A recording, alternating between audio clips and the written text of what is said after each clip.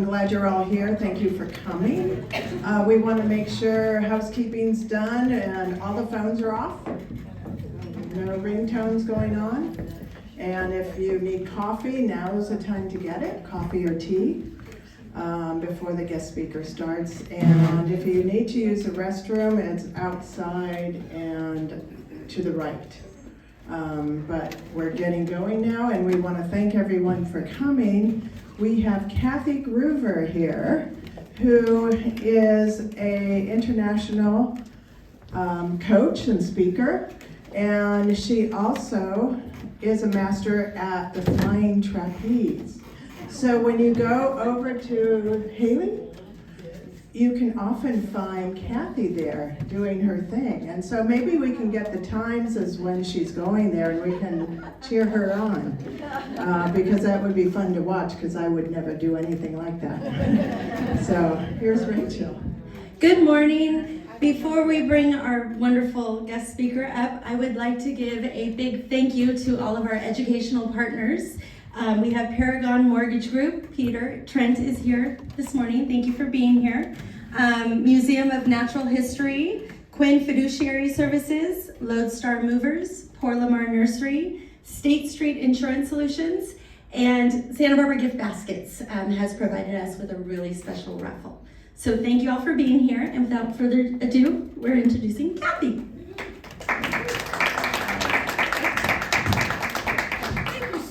I'm so excited to be here. Thank you for having me. My name is Dr. Kathy Gruver. I've been here in Santa Barbara for about 23, 24 years. I started out as a medical massage therapist, and then I moved into hypnotherapy, and I'm now a life and executive coach, and I am indeed a trapeze artist. A couple of things you need to know for this specific talk. So what I did for you is I combined a little bit of my stress and a little bit of my overcoming resistance to change.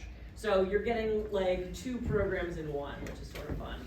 I tell a lot of personal stories. I share client stories because to me that's the easiest way to share some of these lessons and relate. And especially with change, you know, change is hard. None of us like change. We don't often embrace change. So I'm going to talk about the 7 reasons we resist change, and also throw in a little bit of my stress reduction work. I have handouts over there at the end. I've got business cards. And then I also brought some of my books at the end if any of you are interested in getting some of those. So let's dive in. So the first thing we have to talk about is this is Heraclitus. And he said the only constant in life is change. And if you look at his face, he's even not real happy he said it. He's annoyed by himself. And you know, we don't like change either. We go kicking and screaming into change, and change causes stress. So the first thing I want to do is just go over. There we go. I want to go over some of the warning signs of stress. This is a lot of stuff. And for those note takers, feel free to write some of those down. If you want to take a picture of the slide, that's totally fine. I will always use PowerPoint because 60% of learners are visual learners. I'm a visual learner. I want to read this stuff. I want to see it up on the screen. So I do a lot of radio and TV. I called into a radio show in Chicago, and the guy said, you know, why don't you start out by talking about the warning signs of stress? So I went through 3, 4, 5 of these, dead silence. And nothing says good radio like absolute dead silence. So I waited a second and then went, did I lose the feed? Are we still on the air? Like, do you give me to call back in? And there was more silence, and then I hear the guy go, oh no. And I said, oh, do I need to call back in? And he goes, no, I'm stressed. I had no idea. He didn't realize that these aren't normal. Sure, every once in a while we forget something. Every once in a while we get angry. Every once in a while we smoke a little crack. We all do it. But is it just me? Okay, maybe later. But the important thing to know is that our body seeks homeostasis. Our body wants to normalize all this stuff, so that we think it's okay that our shoulders are up to here, and that we're clenching our jaw, and that we're not sleeping right. These things aren't normal, and it is a sign of our behavior and our body and our mind waving the flag and going, please, please help me. So if you're noticing these in yourself, in your kids, in your partner, in your friends, it's a sign that something's going wrong, that we are in a place of stress, and that means it's time to deal with that. So I'm going to give you a couple of my stress reduction techniques in the midst of all this, talking about change. So the first question I have for you, and I encourage you all to do this, it's a little homework. You didn't know you were going to have to do some homework. I encourage you to write down the answers to these questions. Because if you don't know how you're doing, then no one can help you. You don't know when something's going wrong unless you know what it looks like when it's right. I just came back from Montana. I had to drive all over the state. I rented a car. What is the first thing I do? I walk around that car and I look for every ding and every scratch and every dent because I'm not paying for that. But how often do we do that to ourselves? Do we wake up in the morning and say, how is my body feeling? Does my shoulder still hurt? Have I pooped in the last 2 weeks? How did I sleep? These are questions that we need to be asking ourselves. So this is your homework. How is change and stress affecting your body? How is it affecting your mind? How is it affecting your emotions? Are you scared? Are you fearful? Are you frustrated? And then finally, how is change affecting your spirit? And by that, I don't mean any sort of religious thing. I mean truly that spirit that lives in us, that fuels us, that comforts us, that allows us to wake up in the morning and keep going. Because if you don't know how you're doing, then you're not going to notice those changes. You're not going to see how all this affects you. So I encourage you to do this. This is your homework for the day. And then finally, what can we do about stress? About this resistance to change? Get a massage, play a game, go wine tasting. We're living in the beautiful area of Santa Barbara. But here's the most important part on this slide. Do whatever works for you.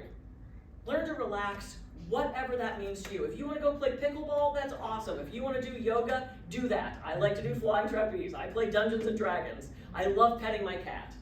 I have a girlfriend. Her idea of relaxing is she lays in a chaise lounge. And that's what she does. She doesn't have a book or a podcast, and I wonder what she did wrong and who put her in timeout and when she can get up. Because I'm very type A, and just laying there, it doesn't work for me. I want to be doing something. So whatever works for you. And if you don't know what works for you, think back to what you did as a kid. Did you like riding your bike? Maybe you take a spin class. Did you like swimming? Maybe you do water aerobics. I loved playing kickball in grade school. When they pulled out that big red ball, I knew it was going to be a good day. And I don't know if you know, we actually have a kickball league here in Santa Barbara. Now, when you round the bases, you do shots, which I don't remember doing in grade school, but it seemed like it would be fun. So, maybe don't do that. So this slide is blank on purpose. This is the most important technique I'm going to teach you. It is not a technical error, and I've done so many talks where the organizers go, hey, corrected that mistake slide you put in there. I'm like, no, it's the most important one. So right now, I encourage you, I'm going to ask you, close your eyes and just take a deep breath and then open your eyes. Cool. That's your first technique. You've mastered it already. Perhaps that's the first conscious breath you've taken all day. Maybe it's the first conscious breath you've taken ever. And I'm going to have you do that breath again, but I want to change it just a little bit. I have some instruction for you. I want you to do that breath again, and I want you to really watch it. And what I mean by that, I want you to watch it as if you're watching someone else breathe. And what I want you to see if you can notice is where that inhale starts and stops. And there's that little pause at the top of the breath, and then where that exhale starts and stops, and there's a little pause at the bottom of the breath. So go ahead, close your eyes, do that breath again, this time really watching it.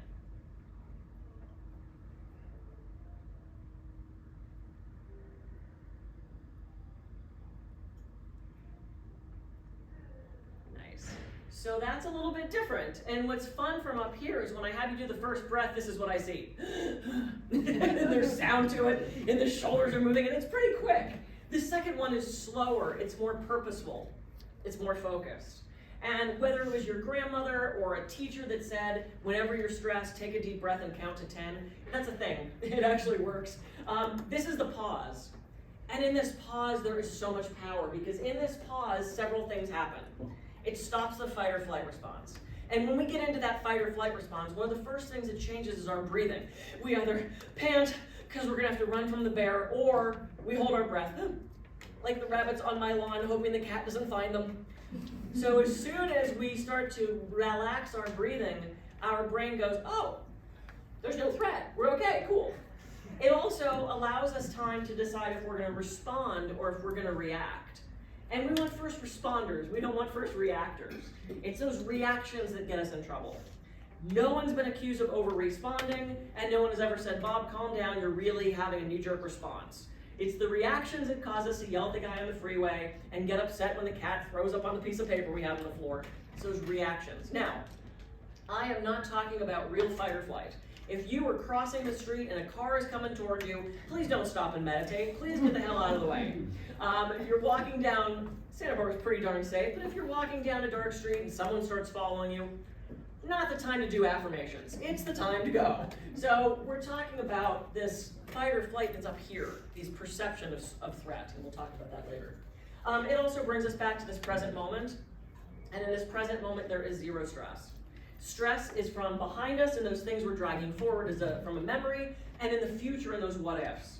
Those what ifs that keep us up in the middle of the night. We've all had those, and I don't know why we don't what if good stuff.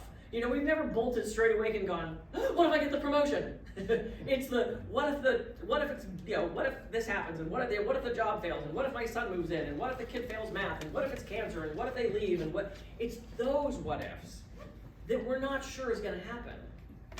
So why suffer twice? Why are we dragging that unknown thing in the possible future to us now? And we're ruining this beautiful present moment. And then finally, it brings us back to our body. As soon as we start to think about our breathing and concentrate on our breathing, it kind of shuts out other things and anchors us back in the now. So there is so much power in just that breath. And if you have time to do nothing else during your day, just take that conscious breath and it starts to shift everything. So when I realized that we had resistance to change, I started to do some research. And I discovered 7 reasons why we're most resistant. So I'm going to go through these, and I'm going to give you some solutions as how we can be more accepting of change. So these are just the 7 that I've discovered. Perhaps you can relate to a few of them. The first one, it's our brain. Our brain's job is to protect us. We're constantly scanning the environment for things that could be dangerous. That's just what our brain does. And our brain puts protection above everything else, above joy, above happiness, above love. We're constantly looking for things that could be wrong. And when we were a budding society and people would kind of stumble into our tribe or our village, we didn't know, because they looked different and they were wearing different clothes and different hair and they smelled funny, and we didn't know if they were coming to invite us to dinner or if we were going to be dinner. So we're naturally leery of things that are different than what we're used to seeing. It's just our brain. Now you might ask, well, how do we fight against that, right? When we're in a stressed place, we see negative things faster. We see negative patterns. We see negatively valenced language quicker. Let's see if we can make this work. Yeah, let's do this. So look around the room right now and memorize everything that's red. Thank you for wearing the red sweater. Memorize everything that's red.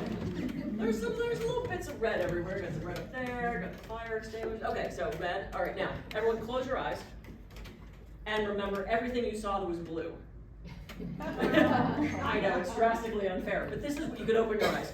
But this is what our brain does. The blue stuff didn't disappear. There's blue stuff, there's more blue than red. We weren't told to focus on that. This is what happens when we're in that negative place.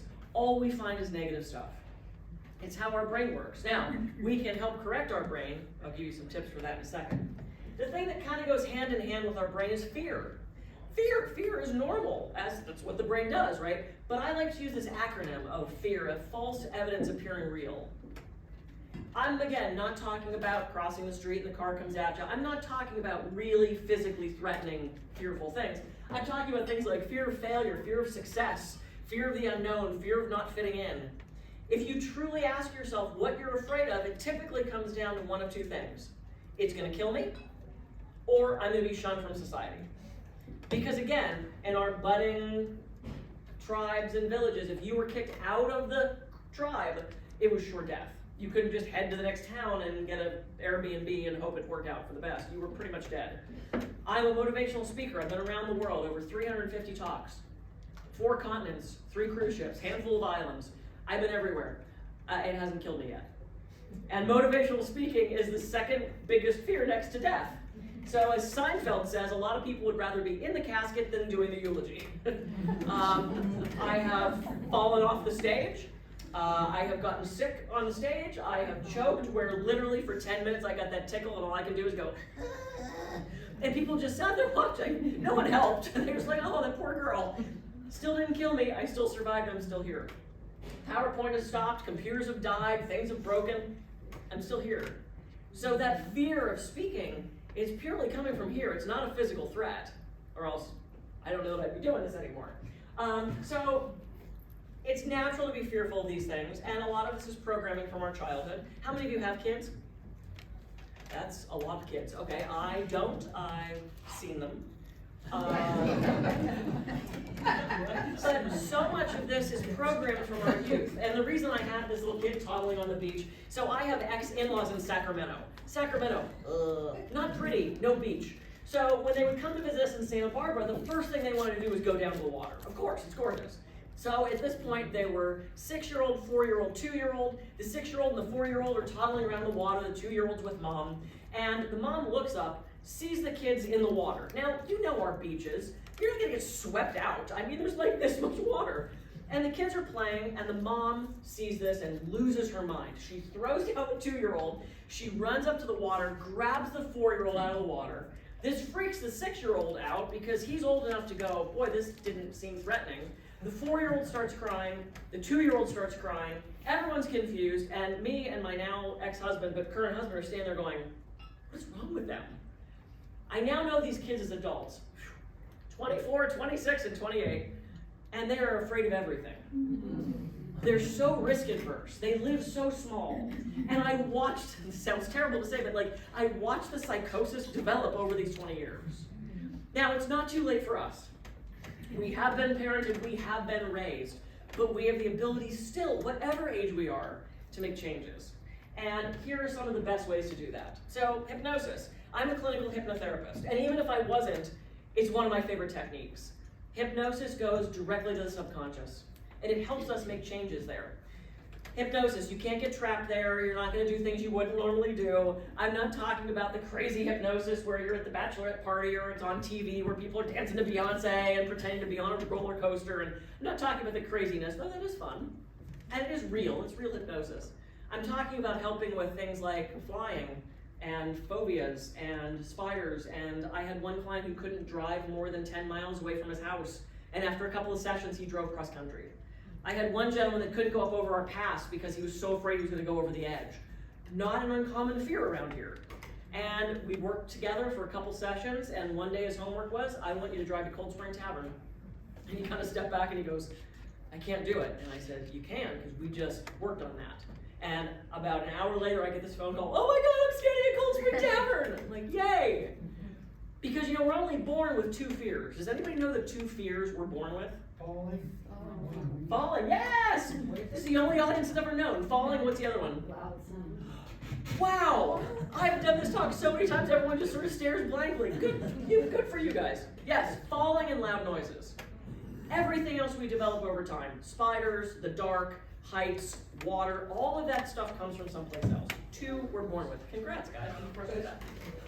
So, something called cognitive restructuring, another solution for this. Cognitive restructuring is just what it sounds like. Cognitive thinking, restructuring, changing these things. A cognitive behavioral therapist or a coach like myself works with cognitive restructuring. You figure out what is the trigger that's causing these fears. What are the distorted thoughts that go along with it, whether it's should, we're shoulding on ourselves all the time, we've got to stop doing that.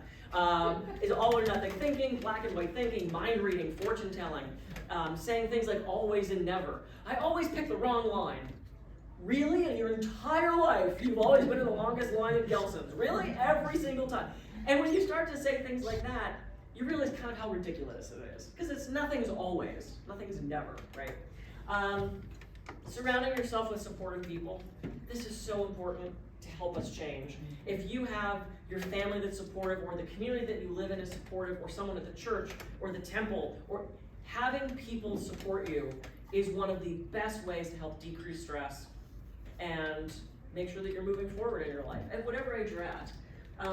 What are you actually afraid of? We kind of already talked about that one. Don't compare yourself to others. You know, it's the Instagram generation. It's the Facebook generation. I have dear friends who I actually connected these 2 couples as friends, and I found out they all met in Ventura for their birthday, and I wasn't invited. And I was like, oh my God, I feel like I'm in 6th grade again. Like, you have to hear that there was a party over the weekend, I see it on Facebook and go, wow, I was sort of the friend that brought them all together and they didn't even think to invite me.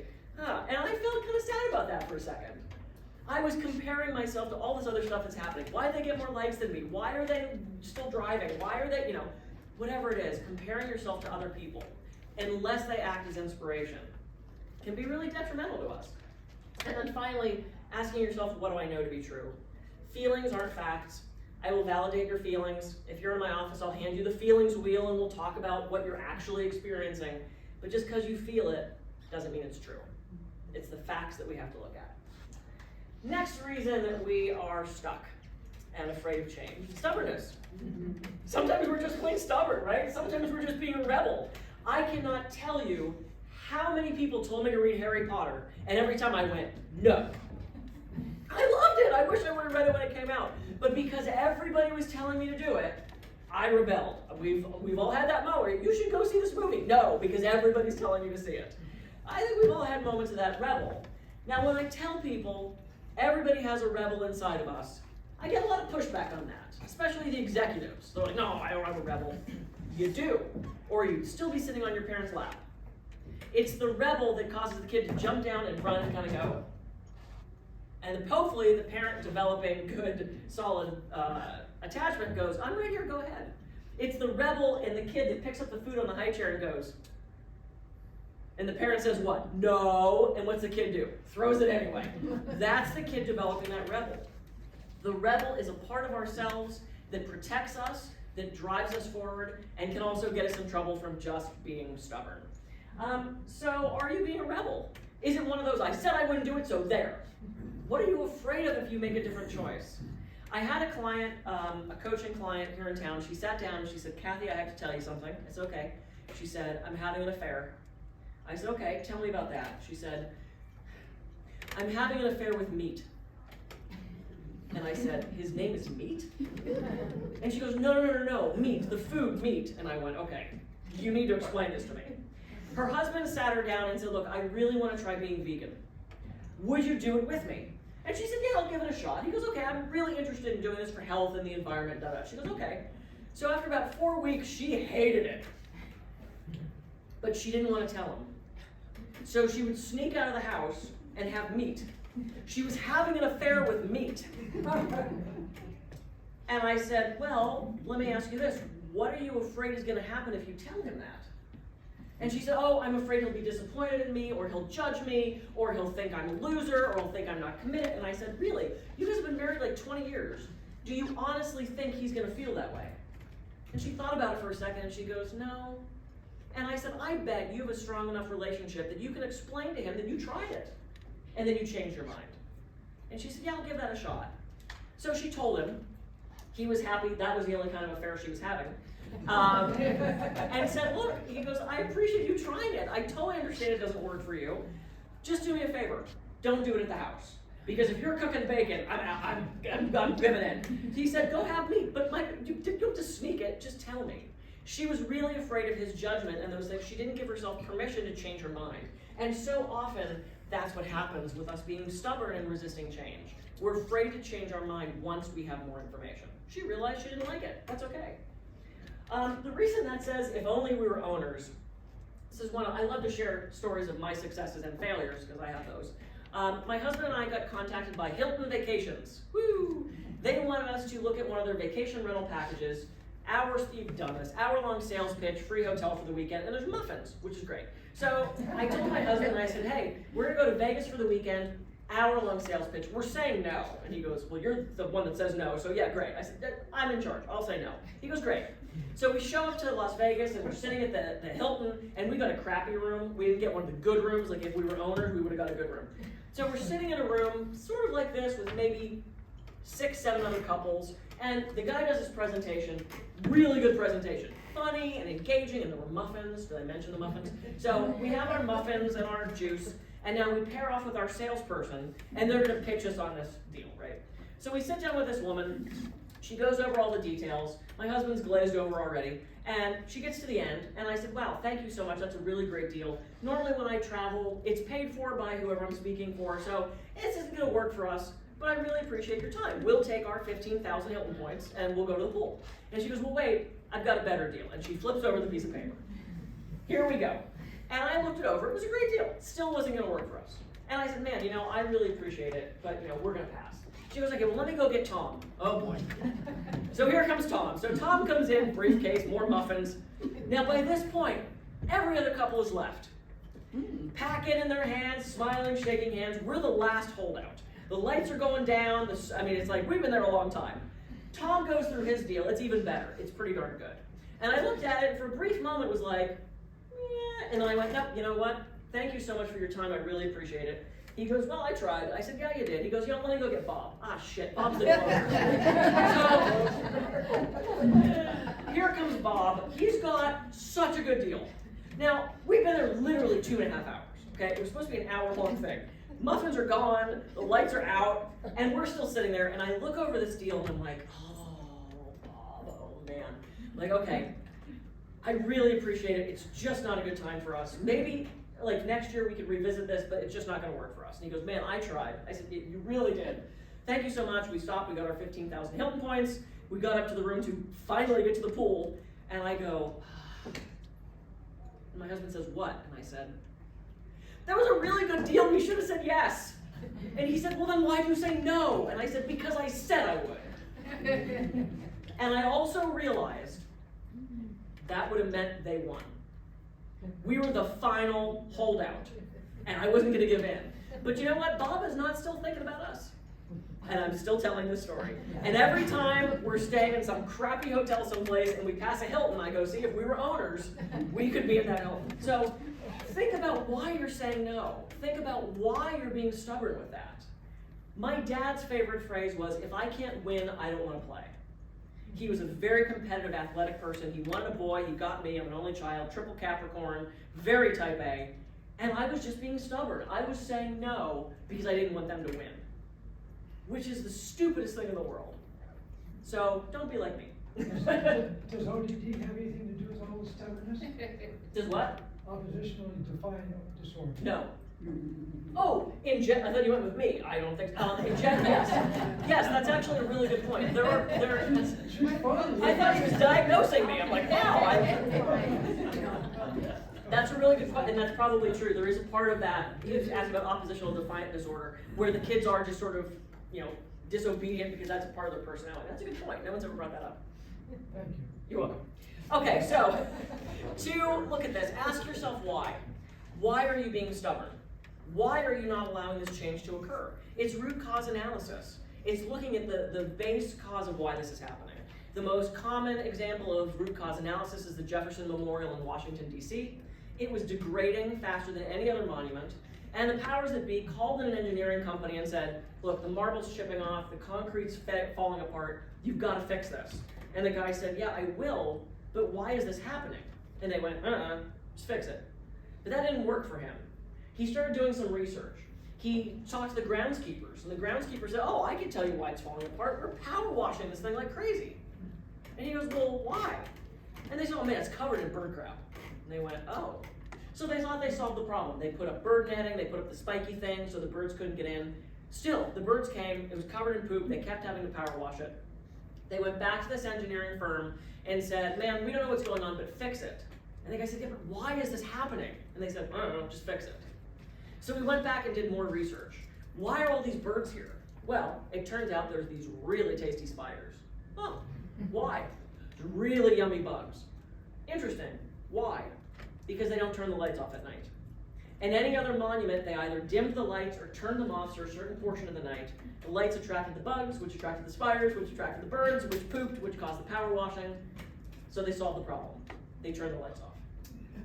Now, this guy whyed himself out of a really lucrative deal because every 2 years he'd have to come back and fix the monument, but that wasn't what he was after. He wanted to know why. Why do you want the things you do?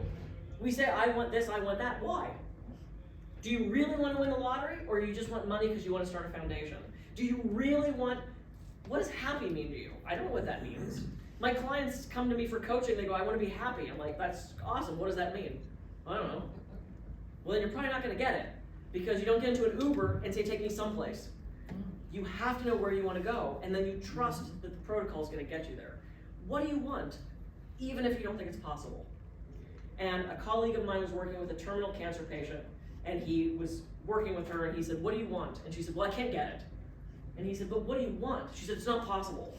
He said, okay, what do you want? And she loudly said, I just want to be healthy.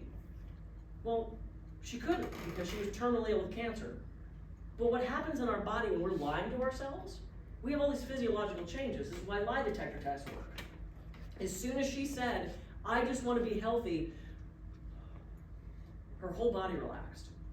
Now, did that help her cancer treatment work better? Did that help her sleep better? I don't know what that subtle change in her body did, but as soon as she acknowledged the truth, things changed. Maybe you allow yourself to make a different choice.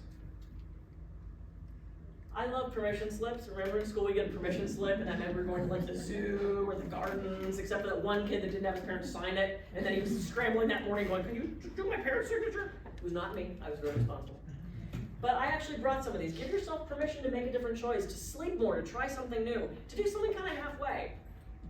Give yourself permission to make a different choice. I keep these on the desk in my office, and when clients are having trouble letting themselves allow something to happen in their lives, I hand them a permission slip. They're fun. Something fun to do. Okay, secondary game. This is sort of an insidious one, and this is usually very unconscious. Are you staying stuck because there's a benefit to it? Right? We do reward bad behavior in the society because if the Kardashians were well adjusted with good communication, nobody would watch. I was in my hotel room in Montana, which gives me an opportunity to watch crap that I don't normally watch, and Love Island was on. It's a bunch of very hot people in their 20s having sex with each other and wondering why they're not in love yet. Horrible communication, I mean, just like I'm watching this as a psychological experiment and going, what is wrong with these people? But that bad behaviors, we're watching it. My mother, you couldn't make her miss her stories. Every day she was watching her stories. Days of Our Lives, General Hospital, Bold and the Beautiful, those were her things. At least those were fake. Now we're watching real people act like that. Because at least in the soap operas, there's not that many twins and not that many people are coming out of brain surgery. It just doesn't happen. So are you being rewarded for staying stuck? Is there a benefit for you to keep having the headaches, to keep having that pain? I'm not saying anyone's causing their own illness. I've been to workshops where I have heard doctors say that you're causing your own cancer, and that is nothing to me more offensive than that. Having said that, are you enjoying when all this negative stuff happens? And the reason there's a vacuum cleaner there, I had still a good friend of mine, client when I first started doing massage, she had horrible back problems. There was no mistaking that she was screwed up with her back. Multiple herniations, all these problems. When her back would go out, she couldn't do anything. She just had to lay there. And she called me one day and she goes, Kathy, oh my God, my back is out so bad. And I said, oh dude, I'm so sorry. And she goes, well, and I said, oh, what's that noise about? She goes, well, you know, I gotta say, it's a Tuesday, and I'm not at work, and I'm on the couch with Netflix, and the cat, and a glass of wine, and a pain pill. Like, whoa. She said, and my husband's cleaning. And I went, oh, yeah, that sounds like a pretty good day. She goes, I gotta say, it's a pretty good day. And I thought about that, and I'm like, wow, I'm not saying she caused her back to go out. But boy, did she enjoy when it did. What else could she have done? Maybe she takes off one day a month where she laid on the couch with the cat and the wine, not the pain pill, and the Netflix. And you know, if she doesn't want to clean, maybe she sits down with her husband and says, hey, can you split this with me? Maybe you hire a cleaning service. They made plenty of money, rather than waiting until something bad happened and then reveling in it. We've all had those things like, oh, I have a headache, I can't make it, and we're kind of like happy we have a headache. Are you staying stuck because there's a game to it? And oftentimes, again, it's pretty insidious, we don't always know. I have clients that are staying in horrible relationships for the kids, for the money, for the house. That's a value system that I don't relate to. I have a client who is given everything she wants. Huge house in Hope Ranch. The car, she got a 65 Mustang for her birthday. I mean, like, there's tons of financial security coming to her from this man, but he also chokes her occasionally and throws her down a flight of stairs. And I would love a 65 Mustang for my birthday. I don't want the rest of that. And she has made a very clear choice to stay there, and we've talked about it, to stay because, quote, I can't go back to being poor. It's not my value system. That's her value system, and I'm hoping she stays safe, and I'm hoping at some point she can make a change from that. But for now, she's staying in this horribly negative situation because there's a benefit to her. Are you replaying childhood roles? I have a male client. He's in narcissistic relationship after narcissistic relationship, physically abusive, because when he was a kid, his mom was really sick. She was very sick. But she was also a raging narcissist. And he was raised to believe that his sole purpose in life was to take care of her. He would come home from school, drive her around, cook the dinner, take care of the younger kids. She beat him into submission psychologically. And when she passed away, he was lost. He didn't know who he was. And so now he's replaying that over and over and over again in these relationships. And we think he finally has just gotten out of his hopefully last narcissistic relationship. But that's just all he knew. He just kept replaying that pattern. So look at these patterns. Look, are you staying stuck because it's benefiting you? And it's actually easier to see this in other people because, like I said, it's pretty subconscious, but you can ask yourself that question. And then outside forces. These are really hard. I was just talking about narcissists. I'm working right now on a talk called Navigating the Narcissist, How to Deal with Difficult People. Because I think the narcissists have already been around, but we're hearing so much more about it now. Every time I turn on MSN, it's 20 signs of gaslighting, and how to know you're being are you a narcissist, how to handle a narcissist. If you're surrounded by people that aren't keeping you safe, in any sense of the word, please try to remove yourself from those people. Please take a step back. Because if you're not in a place that's emotionally and psychologically safe, and physically safe, then change is going to be really, really hard. So check for those people that are in your environment and see if you need to, as my friend would say, love people from a distance. Now, if you can't get out of that circumstance, which some people can't, do your best to protect yourself emotionally, psychologically. Now, on the other hand, outside forces are incredibly good for us. People sometimes see things in us that we don't. And like I said, I'm a trapeze artist. And to me, the double tuck was the scariest concept ever. I'm too old, I'm too fat, I'm too tall, any excuse I had to not do this. To the point where when people would say, have you ever tried a double tuck? I actually would step backwards, which is that very unconscious sign of, no, I'm not doing that. I'd go, nope, never tried it, not doing it. Not even for fun? Nope, not doing it, not fun, dangerous, scary, I'm not doing it. And when we were in Las Vegas for, to not take the Hilton deal, we went to the trapeze rig there. My husband is a trapeze artist also, that's how I met him. And we're flying at the rig there, and the owner of the rig says, man, you are flying so strong today, you're doing really good. And I said, oh, thanks, Stefan, I appreciate that. He goes, you ever try a double? And I went, nope. And he said, oh, come on. And I said, nope, not doing it. And he goes, well, how about a 1.5? And I said, that sounds only half as scary. I'm not doing that, I don't know what that would look like. And he goes, man, it's a shame class is almost over. I would teach it to you, and you could catch it today. And I went, oh boy, that is a bummer. And my husband goes, well, you're coming back tomorrow. So Stefan says, great, I'm not planning on being to class, but I'm gonna come just to teach you this trick. And I went, okay. So we get back to our crappy room at the Hilton, and I'm thinking about it, and I'm Googling it, and I'm watching videos, and I'm doing it in my head, and I show up the next morning thinking, there's no way Stefan's gonna remember he said that. So I give him a big hug, I'm like, oh, good morning! I'm so excited to be here. And my husband goes, Kathy's so excited to try the 1.5 today. We'll talk about that later. And he taught it to me.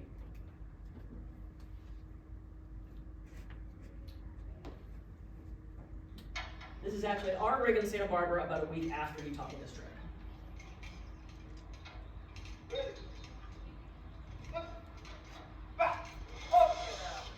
Hi.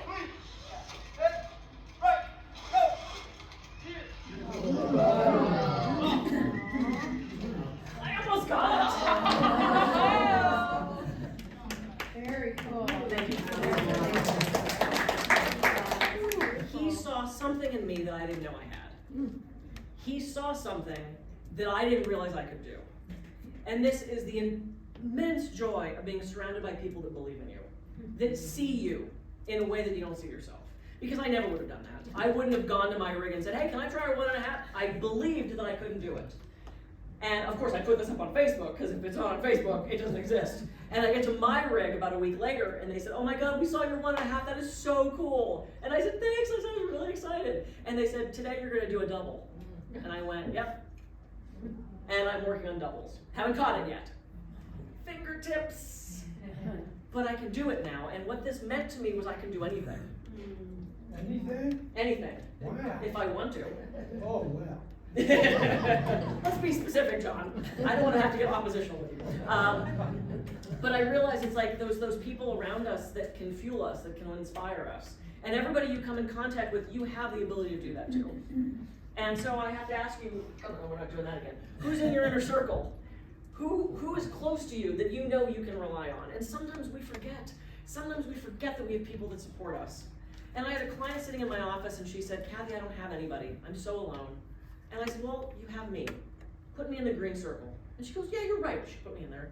And I said, didn't you tell me there's a woman at work who like keeps you eating and makes sure you take breaks? And she goes, oh, my receptionist, oh yeah, she's great, I put her in there. And by the time we were done having this conversation, we had scrapped the piece of paper and she just had this list of people that supported her. And then we have these people in the yellow circle, they're kind of neutral, yeah, you wave, you say hi, but they're not gonna, bail you out of jail in the middle of the night.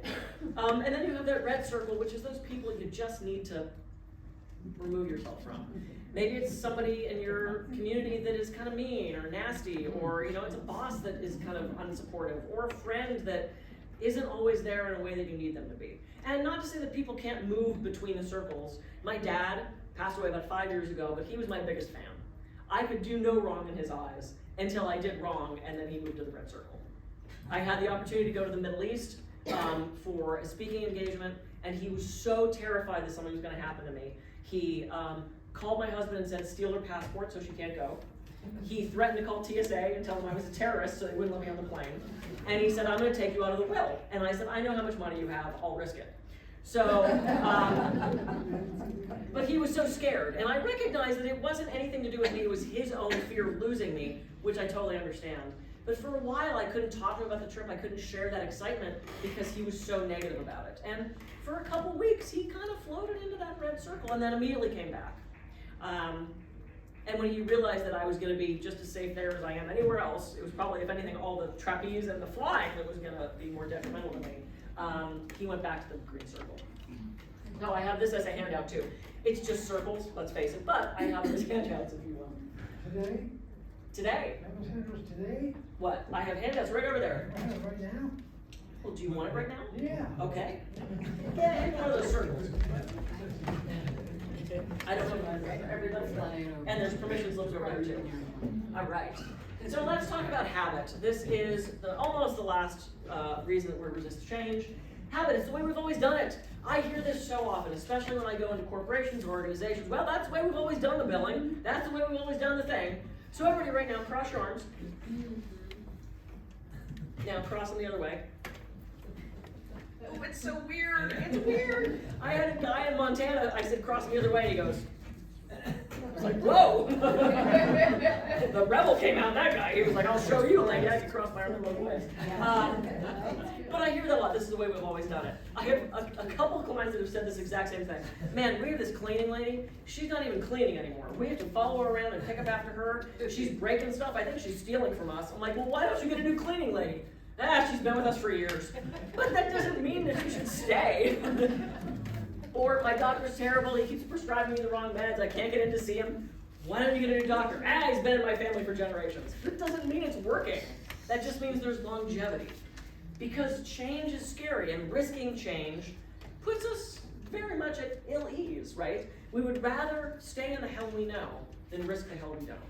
We order the same food in the same booth at the same restaurant, because what if we don't like it? Well, other than kids and tattoos, and one of those is negligible, nothing's permanent. You can always make a different choice. I have a client that worked for a big company here in town doing like PR and promotions and that sort of thing. She didn't want to be in a corporate environment. She quit and started doing freelance work. She loved it. And then after about 2 years, she went, man, I miss benefits. I miss only being at one office. I miss having the same coworkers. She quit doing freelance and now she's back in the corporate world. She tried it, she did what she did, she had to get out of it what she got out of it, and then she changed her mind. We, for the most part, have the ability to do that. If you don't like what you just ordered at Applebee's, don't order it again. Good advice. Yeah, thank you. And don't go to Applebee's. Let's just say that first. When I was in South Africa, I ate warthog carpaccio. Why would I not try that? Because when am I ever going to get warthog carpaccio again? And when I ordered it, the guy looked at this very white American girl and went, are you sure? And I went, yeah. It was so good. It was so good. And then I ordered another dish that I didn't like. So you know what? I didn't eat it. So we have to try these things. Because this bucket list concept you know, we write stuff on a list, we never look at it again, and then we're terminal, we're 90, we realize we're not getting to Albuquerque for the balloon festival. Go do the thing, go for it if you can. My license plate on my car is go for it. I'm sorry if I've ever cut any of you off. I'm a very aggressive driver. Just wave and point and I'll know it's you. You're the one. That's the one, I'm the one. Sometimes it's so much more work, and sometimes, you know, what if it's horrible? What if it's horrible to try something new? Change your mind. And the reason there's a picture up there, so I didn't share this with you, but I drink a lot of iced tea. I go through a lot of iced tea. I keep 2 gallons of iced tea in my fridge at all times. I brew it on the stove in a pot.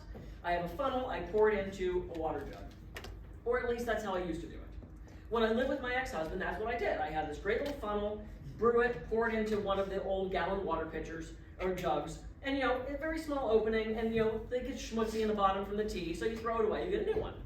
Well, when I left him 5.5 years ago, and I moved into my new place, first thing I did, gotta have the tea. Brewed the tea, I got the pot. Somehow I did not get the funnel in a divorce, but I don't know what happened with that. So I'm now stuck with this pot of tea, and I go, oh, well, where the hell am I gonna put this? Because I didn't have anything to put it in. So I called my ex-husband, and I said, do you have any water jugs? And he goes, yeah. I said, can I swing by and grab some? And he goes, tea? And I went, yeah. He goes, I'll send them out.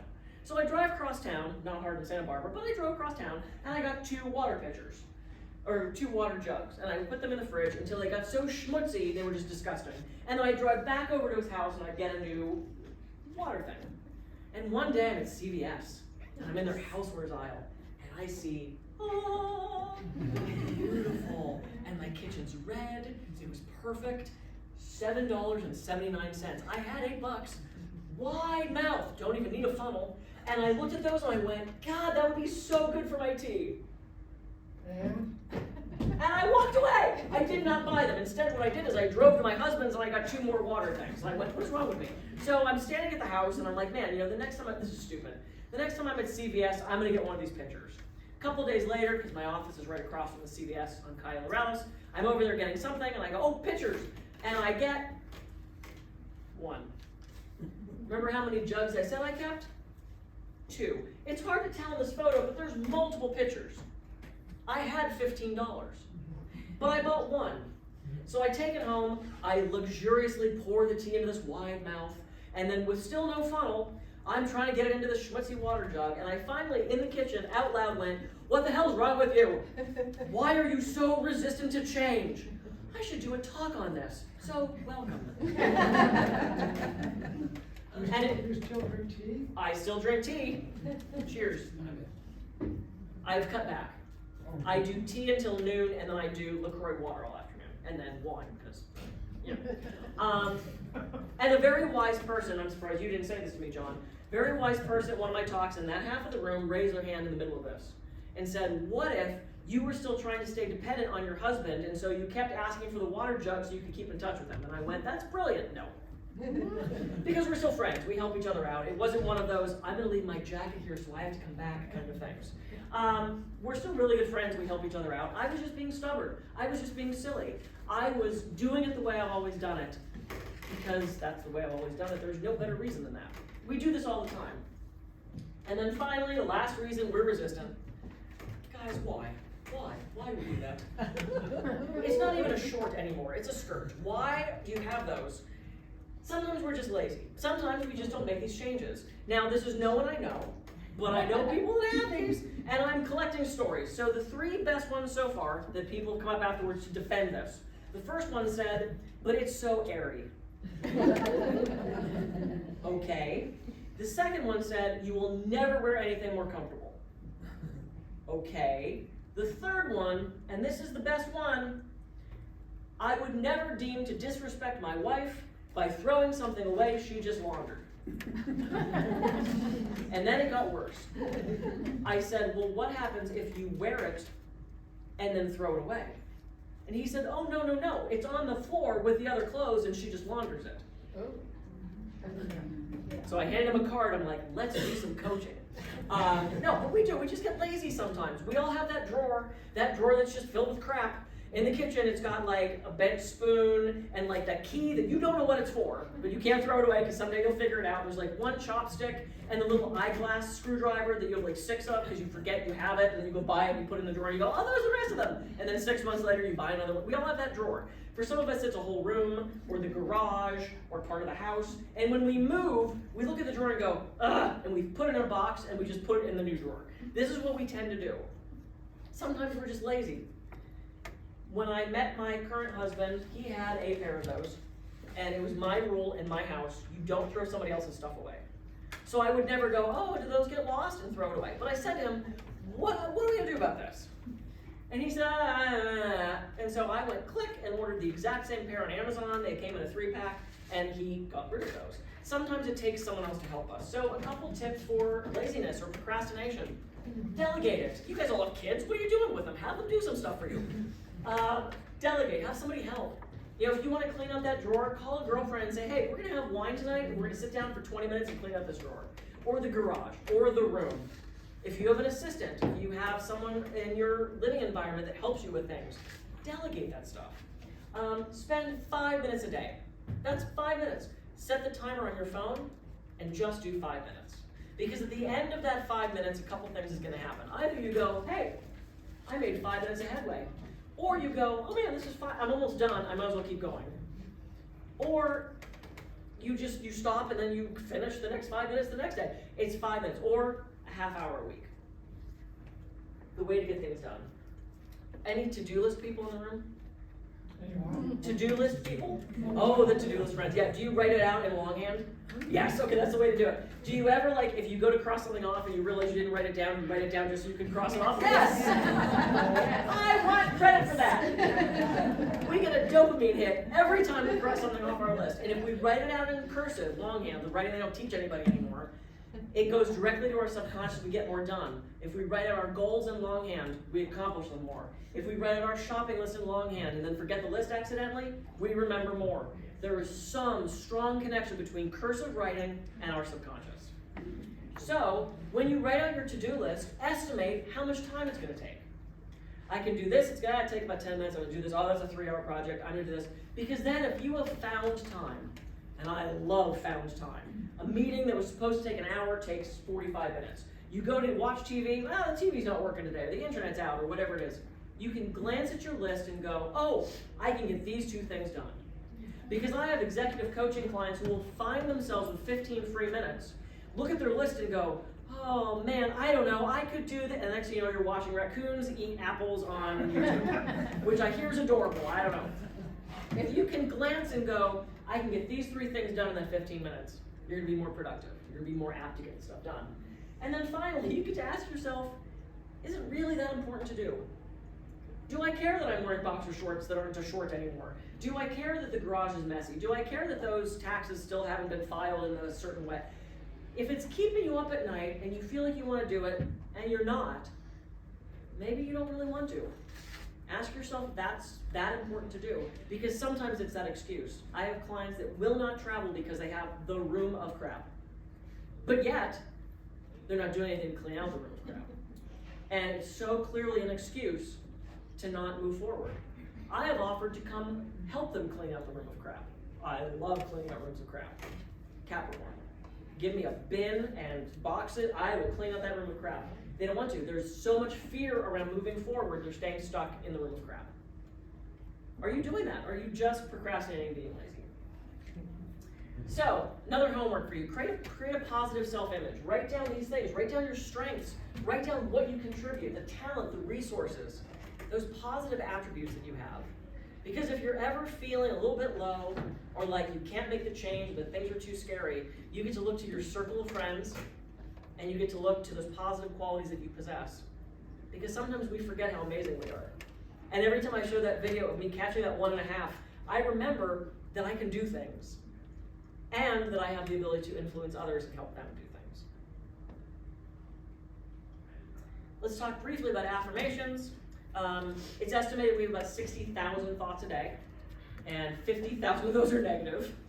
It's a lot of negative thoughts. I don't do math. I was a theater major. I have been told that's 80%. What kind of major? What was that? I was a theater major. Theater. shows. Thank you. I was gonna say pretty apparent. But 80% negative thoughts. And like we did with that red and blue exercise, what we're focused on is what we're gonna find. And when we think certain thoughts, our brain communicates with different parts. And the more we think that thought, the stronger that connection gets. It's neuroplasticity. And up till about 20 years ago, we didn't think our brain matured past the age of 25. And though 25 is pretty damn fun, I'm really glad my brain matured past that. So to make changes in our thinking, it's hard to stop thinking things. But what we can do are affirmations. And the key to that, write them out in longhand, short, positive, in the present moment, and repeat them often. Here's some of my favorites. I'm surrounded by supportive coworkers. My day goes smoothly and quick. I accept money from unexpected sources. I have plenty of time, I adapt easily, I communicate clearly. Anything that you want, and you've got to know what you want, you can do affirmations on that. Studies show that affirmations can change our physical outcomes, sports performance, wound healing, immune boosting. If you say, my immune system is healthy and well, your immune system will start to boost. If you cut yourself or if you have a wound and you say this wound heals quickly and healthy, it's what it's gonna do. Our brain doesn't recognize the difference between what we're thinking about and imagining and what's actually happening. So if you start to visualize these things and picture these things and say these things, your brain's gonna act on you getting there. My favorite, I accept money from unexpected sources. A lot of people laugh at that one, I don't know why. But I started out as a massage therapist, and let's face it, I can only charge so much, and there's only so many hours in the day. So I hit a point where I couldn't make any more money. And I wanted more, I needed more. I feel like we all deserve prosperity and abundance, whatever that looks like to you. And so I started doing this affirmation. Because I didn't care where it came from, barring like illegal activity or somebody close to me passing away. So I started doing this affirmation. I wrote it down at night before you go to bed. Best time to do your affirmations. Wrote it on my dashboard of my car, the mirror in the morning, said it throughout the day, wrote it down a couple times. And after about 3 days of doing this affirmation, I get a phone call. Hey Kathy, my name's so-and-so, I'm with an expert witness organization. Have you ever considered being an expert witness? And I said, oh, that's interesting. I said, no, I haven't, because I've seen CSI. I know they need like a bridge manufacturer and a neurosurgeon, like what do they want a massage therapist for?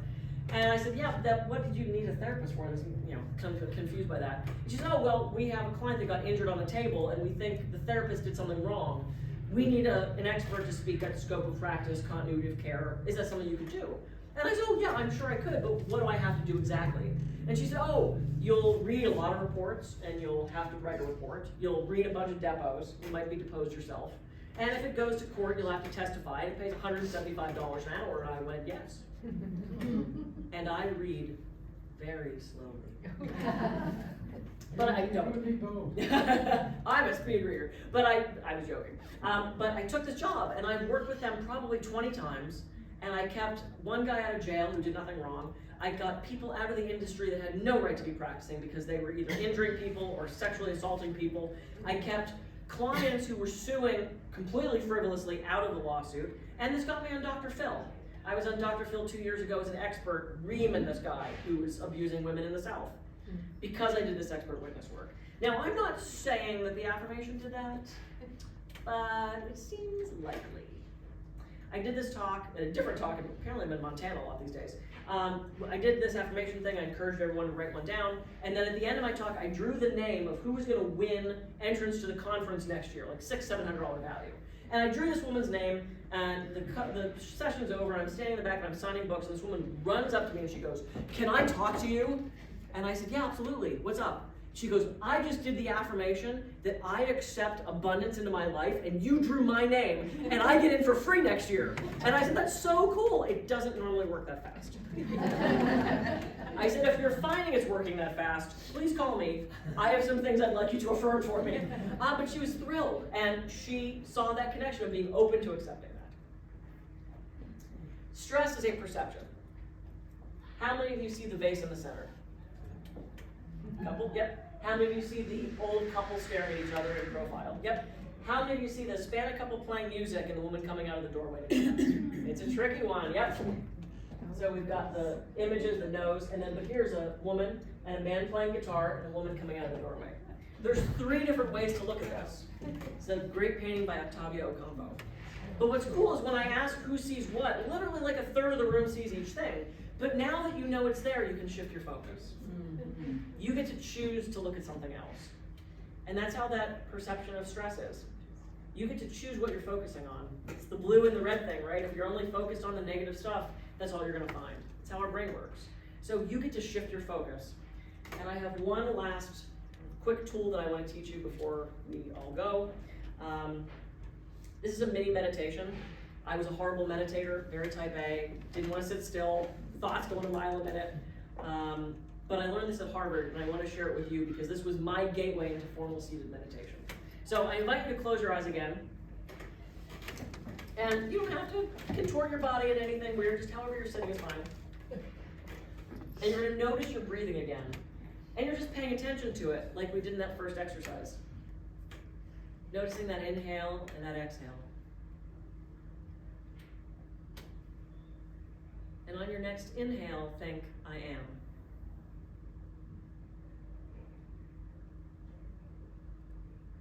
And on all of your inhales, think, I am.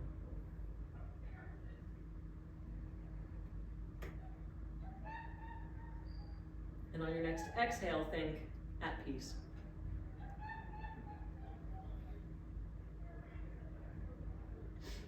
And on all of your exhales, think, at peace.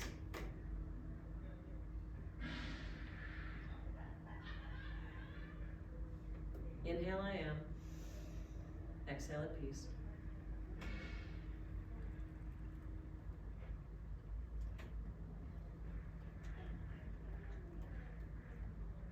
When other thoughts intrude, that's okay, just dismiss them without judgment. Let them float away like clouds on a summer day. Return to the I am at peace in that breath.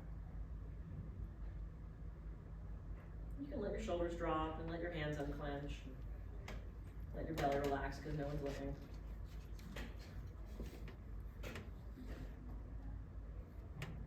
Go ahead and do one more inhale, I am, exhale at peace, and open your eyes and come back to the room.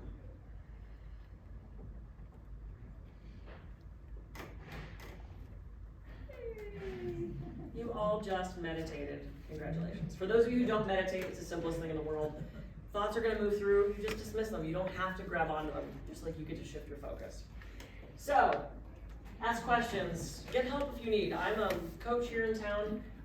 Look to the positives and previous change, make the steps slowly, and then figure out what you really want. Ask yourself, what do you really want? And then we can go with Gandhi, which is be the change we wish to see in the world. I did bring books. Conquer Your Stress at Work is just the 5 techniques I teach. 3 of those you got today. Workplace wellness, yeah, it's work, but it's stretching and nutrition, that sort of thing. Journey of Healing is my favorite book. I know you're not supposed to have a favorite kid, but I do. It's everything I know about health and wellness. Conquer Your Stress with Mind Body Techniques, about 45 stress techniques. And I have other programs, and here I am. So if I can help you in any way, let me know. I love presenting, I love coaching, I love everybody in Santa Barbara. So thanks so much.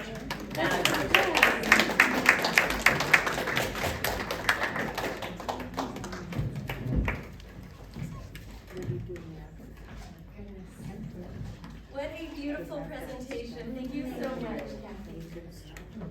The microphone's right over there. Okay, I'm going to use my big teacher voice.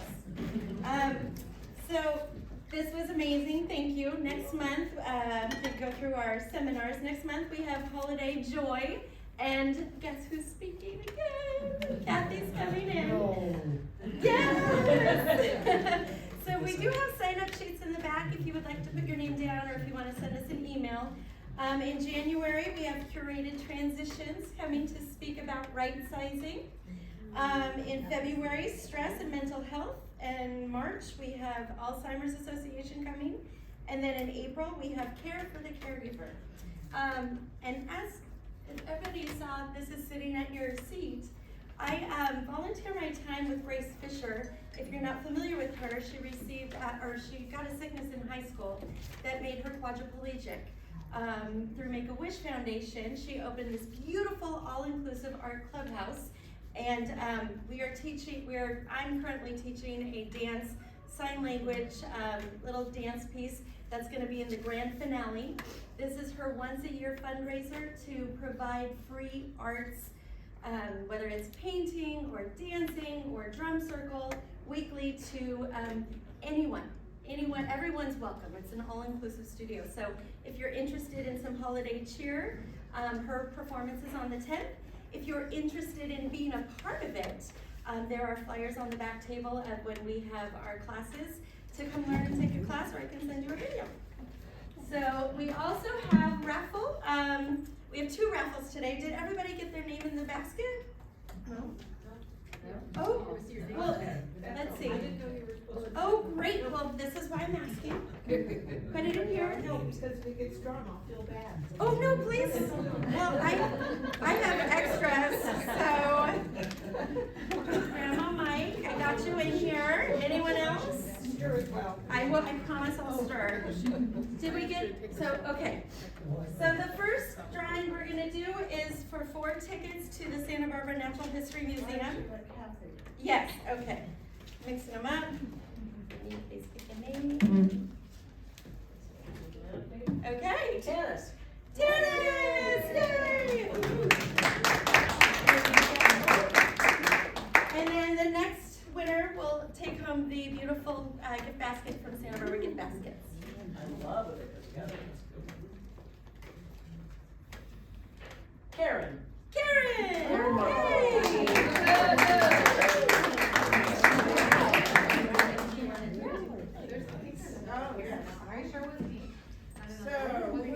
That is Karen Martin. Oh, Karen Martin. Okay, Karen, we have 2 Karens. Karen Martin and Karen too. So. Does anybody have a birthday this month? Okay. I had it in October. John, when was your birthday? October 29th. October 29th. So at your table, whoever has a birthday closest to October 29th, please take home this beautiful plant that has been donated from Poor Lamar Nursery. So John, you get Yes, your plant's right there. and we thank everyone for